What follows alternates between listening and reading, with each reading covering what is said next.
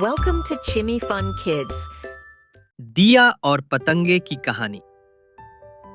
बहुत समय पहले एक पहाड़ी गांव में एक प्राचीन मंदिर था। मंदिर में हर शाम एक दिया जलाया जाता था, जो संध्या होते ही अपने उजाले से पूरे परिसर को रोशन कर देता। दिए की लौ शांत, स्थिर और तेजस्वी थी, और उसकी रोशनी से आकर्षित होकर हर रात कुछ पतंगे वहां आ जाते। दिया जानता था कि उसकी लौ में आकर्षण है, लेकिन वो ये भी जानता था कि जो अधिक पास आएगा वह जल जाएगा। एक रात एक पतंगा आया और बोला, ओ उजाले वाली शक्ति, मैं जानना चाहता हूँ कि तू क्या है, तेरा तेज कैसा लगता है। दिया बोला, सावधान, मुझे देख, समझ, लेकिन मुझे छूने की कोशिश मत करना। लेकिन पतंगे की जिज्ञासा बढ़ती गई। वह धीरे धीरे लौ के करीब गया, और जैसे ही उसने उसे छूना चाहा, उसकी एक पंख जल गई। वह गिर गया, कांपता रहा और फिर उड़ गया।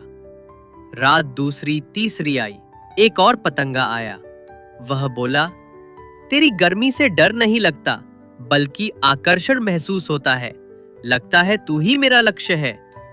दिया ने फिर समझाया, तेरा मोह तुझे अंधा कर रहा है, पास मत आ। लेकिन वह पतंगा लौ की ओर तेजी से बढ़ा, और इस बार पूरी तरह जलकर राख हो गया। दिया जलता रहा, मौन रहा, और फिर एक रात तीसरा पतंगा आया। वह सबसे शांत था। उसने ना ही दिए से सवाल किया, ना ही पास जाने की कोशिश की। वह एक पत्थर पर बैठ गया और दिए को देर तक देखता रहा। दिया पूछ बैठा, तुम मुझसे कुछ नहीं पूछते? पतंगा बोला, मैं अब तक समझ गया हूं कि जो तेजस्वी है वो करीब से नहीं, भीतर से समझा जाता है। मैं तुझे देखने नहीं, समझने आया हूं। दिया मुस्कराया। रात बीती, सुबह हुई। जब सूरज की किरणें आईं, दिया बुझ गया। लेकिन उस पतंगे की आंखों में अब चमक थी। दिए का तेज उसमें उतर चुका था, बिना जले। पतंगा लौट गया, लेकिन अब वह औरों को भी सिखाने लगा कि कैसे तेज को समझा जाए, न कि सिर्फ छुआ जाए। नैतिक शिक्षा, जिज्ञासा अगर संयम के बिना हो तो नुकसान देती। Thank you for watching.